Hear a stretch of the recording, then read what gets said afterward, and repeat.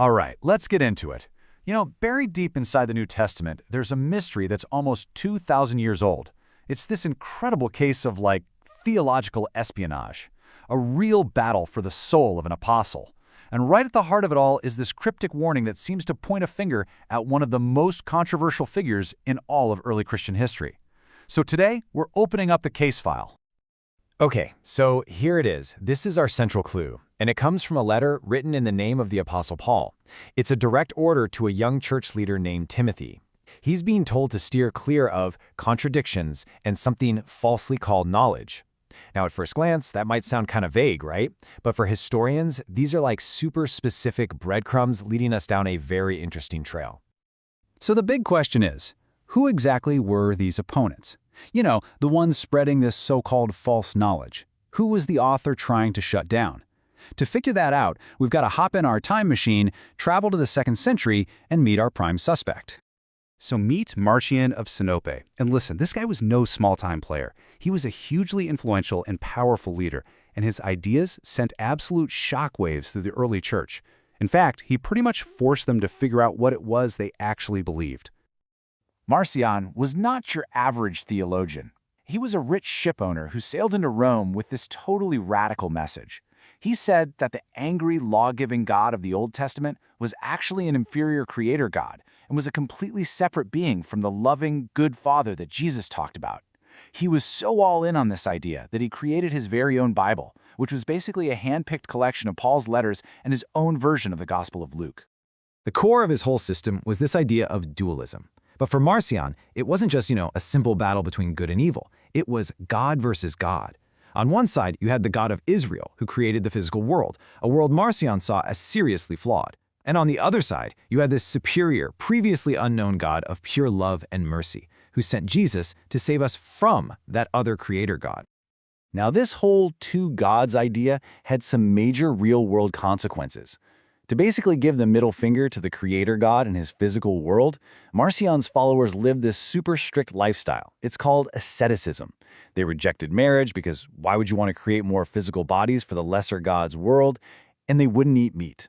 Now hang on to that detail because it's going to be a huge piece of evidence later on. Okay, so we've got our suspect profile on Marcion. Now let's see how it lines up with that warning we saw in 1 Timothy. And believe me, this is where the case gets really interesting. Every good detective story needs a smoking gun, right? Well, in this ancient text, we might just have one, and it's hidden in a single, very unusual Greek word. This connection is just wow. The letter to Timothy warns against something called antitheses, which means contradictions.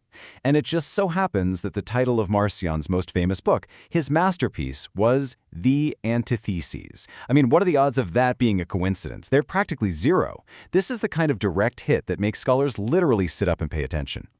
So what exactly was in Marcion's book, The Antitheses? Well, one of his biggest critics, a church father named Tertullian, spelled it out for us. He said Marcion would put passages from the Old and New Testaments right next to each other to highlight all the ways they contradicted each other. His whole goal was to prove they came from two completely different gods. It was his Exhibit A. And the evidence just keeps piling up. Remember that whole asceticism thing? Well, check this out. Another passage in 1 Timothy specifically calls out teachers who forbid marriage and enjoin abstinence from foods. That is a perfect one-to-one match for what Marcion's followers did. The letter also goes out of its way to say that the material world is good, which is a direct shot at Marcion's core belief that it was the junk work of a lesser god. The profile just fits him like a glove. But this story gets even bigger. This wasn't just about shutting down one controversial teacher. The evidence suggests there was a much higher stakes game being played here, a battle for the legacy of the Apostle Paul himself. See, Marcion absolutely loved Paul. He thought Paul was the only apostle who really got what Jesus was all about. So he put together the very first collection of Paul's writings, which he called the Apostolaticon. But here's the kicker.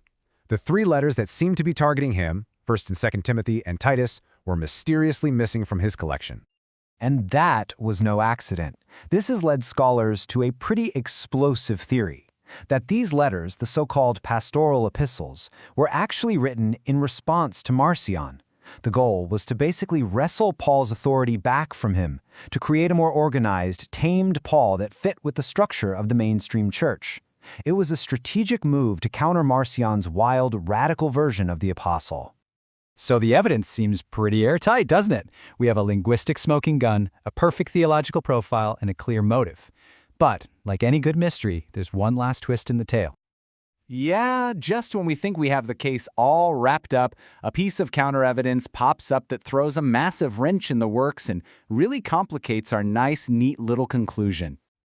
Okay, so here's the big problem. While some parts of these letters fit Marcion perfectly, other parts don't fit him at all. The letters say the opponents are obsessed with Jewish myths, genealogies, and being teachers of the law. And that is the absolute polar opposite of Marcion. This is a guy who wanted nothing to do with Judaism or the Old Testament. He built his entire system on throwing it all out.